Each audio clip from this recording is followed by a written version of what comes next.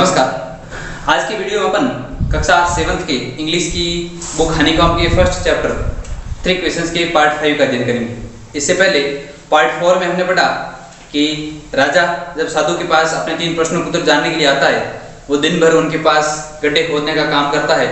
जैसे ही वो लौट रहा होता है तो साधु उनको कहता है कि हाँ, ये किसी के दौड़ने की आवाज आ रही होती है। अब राजा जैसे ही मुड़कर देखता है तो एक दाढ़ी वाला आदमी दौड़कर उनकी तरफ आ रहा होता है और उसने अपने पेट की तरफ ऐसे हाथ दबा कर रखे हुए थे जहां से रक्त बह रहा था। और जैसे वो कपड़े खोलकर देखते हैं तो पेट में एक बड़ा सा घाव है।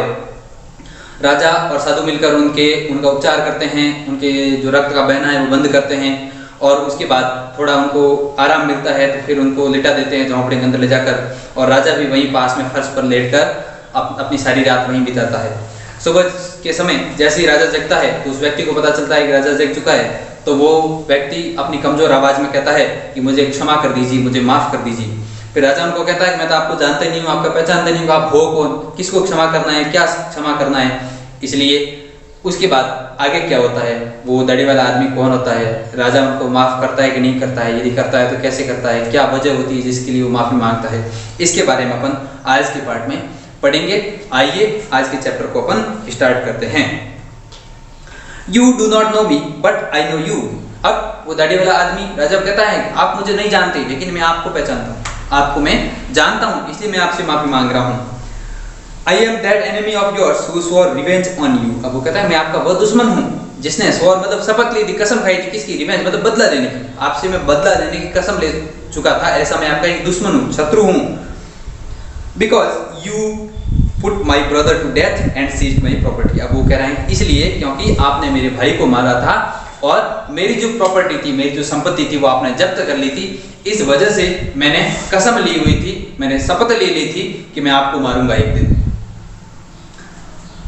I knew you had gone alone to see that hermit and I made up my mind to kill you on your way home। अब वो कह रहे हैं कि मैं जानता था कि आप साधु से मिलने के लिए अकेले गए हुए हैं, आपके साथ और कोई नहीं है, मतलब सैनिक वगैरह आपके साथ में कोई नहीं है, और आप जैसे ही रास्ते से वापस घर लौटेंगे, आप अकेले होंगे, उस समय आपके रास्ते में मैं आपको मार दूंगा। मतलब आप साधु के पास जैसे ही जा रहे होंगे, आप अकेले होंगे, उस समय मैं आपको मारूंगा, उस समय मैं बदला लूंगा रास्ते में।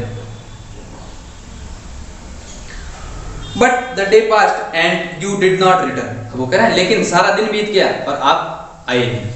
पूरे दिन मैं इंतजार करता रहा कि राजा जैसे ही वापस अपने घर को लौटेगा उस समय रास्ते में मैं मार दूंगा, लेकिन पूरा दिन बीता फिर भी आप नहीं आए। So I left my hiding place and I came upon your bodyguard. अब वो कह रहे हैं इसलिए पूरे दिन तक मैं इंतजार करता रहा, आप नहीं आए तो थक कर मैंने अपने छिपने का जो स्थान था उस स्थान को छोड़कर मैं आपका जो बॉडीगार्ड था उसके पास आया, आपका जो अंगरक्षक जो राजा साथ में लेकर आया था, घोड़े को दूर खड़ा किया था और अकेला साधु के पास गया था, उसके पास वो कहता है मैं आया। Who recognized me and wounded me। अब वो कहता है आपका जो बॉडीगार्ड था, आपका अंगरक्षक था, उसने मुझे पहचान लिया और मुझे घायल कर दिया। I escaped from him, but I should have died if you had not dressed my wounds। अब वो कह रहे हैं कि मैं जैसे तैसे उससे तो इसके मतलब बचकर आ गया, उससे तो मैं भागकर निकल आ गया, किसके पास से, आपके बॉडीगार्ड के पास से। लेकिन आपने यदि मेरे उपचार नहीं किया हुआ था, आपने जो मेरे घाव से रक्त बह रहा था, खून बह रहा था, यदि वो बंद नहीं किया हुआ था तो अब तक मैं मर चुका होता, अब मैं जीवित नहीं रह पाता। I wish to kill you and you saved my life। अब वो कह रहे हैं कि मेरी तो इच्छा ये थी कि मैं आपको मारूंगा, मैं तो आपको मारने के लिए आया था, लेकिन आपने मेरे प्राण है वो बचाए, आपने मेरा जीवन है बचाया, मतलब आपने मुझे जीवन दान दिया एक प्रकार से। Now if I live I will serve you as your most faithful servant and will order my sons to do the same for you। अब वो कह रहे हैं इसलिए अब मैं जीवित हूँ, इसलिए मैं आपके सबसे वफादार नौकर के रूप में अब मैं आपकी सेवा करूंगा और मेरे सन्स मतलब मेरे जो पुत्र हैं, मेरे बेटे हैं, मैं मेरी संतानों को भी कहूंगा कि वो आपकी सेवा करें। इसलिए अब आप मुझे माफ कर दीजिए, आप मुझे क्षमा कर दीजिए, क्योंकि मैं आपको मारना चाह रहा था और आपने मेरे प्राण बचाए, इसलिए मैं माफी चाहता हूँ आपसे। The king was very happy to have made peace with his enemy so easily and to have won him over as a friend। अब राजा अपने मन में बहुत खुश था, वो खुश इसलिए था कि उसने अपने दुश्मन के साथ, अपने शत्रु के साथ आसानी से शांति स्थापित हो गई, मतलब दोनों की सुलह हो गई। और वो भी किस प्रकार से, एक मित्र के रूप में उसके ऊपर राजा ने विजय प्राप्त करे था। थे तो दोनों दुश्मन, क्योंकि उस व्यक्ति ने तो मन में ठान रखा था मैं इसको मारूंगा, और यदि राजा अकेला चाहता तो वो मार देता, लेकिन अब एक दुश्मन, उनकी जो दुश्मनी थी वो एक मित्रता में बदल गई, मतलब एक मित्र की तरह राजा ने उसके ऊपर विजय प्राप्त कर ली, इसलिए राजा अपने मन में बहुत प्रसन्न था। He not only forgave him but said he would send his servants and his own doctor to look after him. अब राजा ने न केवल उसको माफ कर दिया बल्कि उनको ये भी कहा कि मैं मेरे जो सर्वेंट, मतलब मेरे जो नौकर है, उनको उसकी देखभाल करने के लिए, और मेरे जो स्वयं के डॉक्टर जो मेरा उपचार करते हैं, जो मेरा इलाज करते हैं, उनको मैं आपकी उपचार के लिए, इलाज के लिए भेजूंगा। And he promised to give back the man his property, और राजा ने उस व्यक्ति से ये भी वादा किया कि आपकी जो प्रॉपर्टी है, आपकी जो संपत्ति है, वो मैंने जो जब्त की थी वो भी मैं आपको वापस लौटा दूंगा, मतलब मैं आपको वो भी वापस कर दूंगा, और उसके साथ मैं मेरे डॉक्टर और मेरे नौकरों को भी आपकी देखभाल करने के लिए, आपका उपचार करने के लिए आपके पास भेजूंगा। Leaving the wounded man, the king went out of the hut and looked round for the hermit. अब उनकी बातचीत हो गई, सुलह हो गई दोनों की। उसके बाद राजा उस घायल आदमी को छोड़कर झोंपड़ी से बाहर निकला, और बाहर निकल कर चारों तरफ ऐसे घूम कर देखता है कि जो साधु है वो कहाँ है, क्या काम कर रहे हैं, उनके पास जाने के लिए।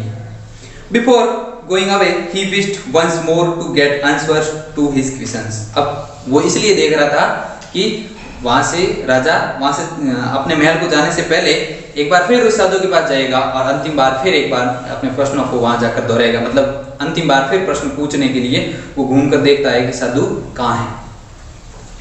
The hermit was on his knees sowing seeds in the beds that had been dug the day before. अब वो देखता है कि साधु जो एक दिन पहले राजा और उस साधु ने मिलकर गड्ढे खोदे थे, उन गड्ढों के पास घुटनों के बल बैठा हुआ बीज बोने का काम कर रहा है, मतलब जो गड्ढे उन्होंने खोदे थे उसमें बीज बो रहा है वो। कौन? साधु। The king went up to the hermit and said, राजा साधु के पास गया और कहा, For the last time I beg you to answer my questions, wise man. अब राजा हमको कहता है, ये बुद्धिमान आदमी, अंतिम बार मैं मेरे प्रश्नों के उत्तर जानने के लिए, प्रश्नों के उत्तर जानने के लिए आपके पास आया है। अंतिम बार, क्योंकि अब मैं घर लौट रहा हूँ, इसलिए अंतिम बार मैं एक बार फिर मैं आपके पास उत्तर जानने के लिए आया हूँ। तब साधु राजा को रिप्लाई करता है, You have already been answered. आपको उत्तर पहले ही मिल चुका है। साधु कहता है, आपको उत्तर पहले ही दिया जा चुका है। Said the hermit, still bending down on the ground and looking up at the king as he stood before him. साधु वहीं घुटनों के बल बैठे बैठे बीज बो रहा था। बीज बोते बोते ही जो राजा उनके सामने खड़ा था उसकी तरफ ऐसे देखते हुए कहता है कि आपको उत्तर पहले ही दिए जा चुके हैं, मतलब आपको उत्तर मिल चुके हैं। अब इससे आगे क्या होता है, उस राजा को उस प्रश्नों के, अपने तीनों प्रश्नों के उत्तर किस प्रकार मिले, इसको अपन अगले पार्ट में पढ़ेंगे। उसमें हमारा जो पार्ट है, अब उसका जो अंतिम पार्ट है वो आना बाकी है, उसमें हमारा पार्ट कंप्लीट हो जाएगा। अब आज हमने जितना पढ़ा है उसकी मीनिंग्स को एक बार अपन देख लेते हैं। एनिमी, एनिमी का अर्थ है शत्रु या दुश्मन। स्वर, स्वर का अर्थ है शपथ लेना या कसम खाना। रिवेंज, रिवेंज का अर्थ है बदला या प्रतिशोध। सीज्ड, सीज्ड का अर्थ है जब्त किया। सीज का अर्थ है जब्त करना, सीज्ड सेकंड फॉर्म है इसलिए जब्त किया, जब्त किया। प्रॉपर्टी, प्रॉपर्टी का अर्थ है संपत्ति। किल, किल का अर्थ है मारना। हिडिंग प्लेस, हिडिंग प्लेस का मतलब है छिपने का स्थान। रिकग्नाइज्ड, रिकग्नाइज्ड का अर्थ है पहचान दिया। रिकग्नाइज्ड का, रिकग्नाइज का अर्थ है पहचानना, और रिकग्नाइज्ड का मतलब पहचान दिया है, पहचाना। वुंडेड, वुंडेड का अर्थ है घायल। एस्केप्ड, एस्केप्ड का अर्थ है भाग कर आना। फेथफुल, फेथफुल का अर्थ है वफादार। सर्वेंट, सर्वेंट का अर्थ होगा नौकर। प्रोमिस्ड का अर्थ है वादा किया। प्रोमिस का अर्थ है वादा करना, वचन देना, और प्रोमिस्ड का अर्थ हो जाएगा वादा किया या वचन दिया। सोविंग, सोविंग का अर्थ है बोरा। सीड्स, सीड्स का अर्थ है बीज। बेंडिंग, बेंडिंग का अर्थ है झुके हुए, और स्टूड, स्टूड का अर्थ है खड़ा हुआ। मीनिंग्स के बाद अब आज का हमारा क्लास वर्क। क्लास वर्क का फर्स्ट क्वेश्चन है हमारा, who was the bearded man, मतलब दाढ़ी वाला आदमी कौन था, उसके बारे में आपको बताना है। क्लास वर्क का हमारा second question, why did he ask for the Kings forgiveness, उसने राजा से क्षमा क्यों मांगी, उसने अर्थात उस दाढ़ी वाले आदमी ने। आपको बताना है कि दाढ़ी वाले आदमी ने राजा से क्षमा क्यों मांगी, माफी क्यों मांगी। मतलब पहले प्रश्न में आप बताएंगे कि दाढ़ी वाला आदमी था कौन, और दूसरे प्रश्न के आंसर बताएंगे कि दाढ़ी वाले आदमी ने राजा से क्षमा क्यों मांगी। उसके बाद हमारा होमवर्क का हमारा क्वेश्चन है, the king forgave the bearded man, what did he do to show his forgiveness, दाढ़ी वाले आदमी को राजा ने क्षमा कर दिया, माफ कर दिया। तो आपको ये बताना है कि राजा ने उस दाढ़ी वाले आदमी को क्षमा करने के लिए क्या बताया। दाढ़ी वाले आदमी को राजा से क्षमा करता है, माफ करता है, तो वो किस प्रकार करता है, क्या बताता है उस दाढ़ी वाले आदमी को माफी के लिए, ये आपको बताना है। अब इसी के साथ आज का अपना ये पार्ट यहीं समाप्त होता है। इसके अगले पार्ट में अपन इस चैप्टर का लास्ट पार्ट पढ़ेंगे। तब तक के लिए धन्यवाद।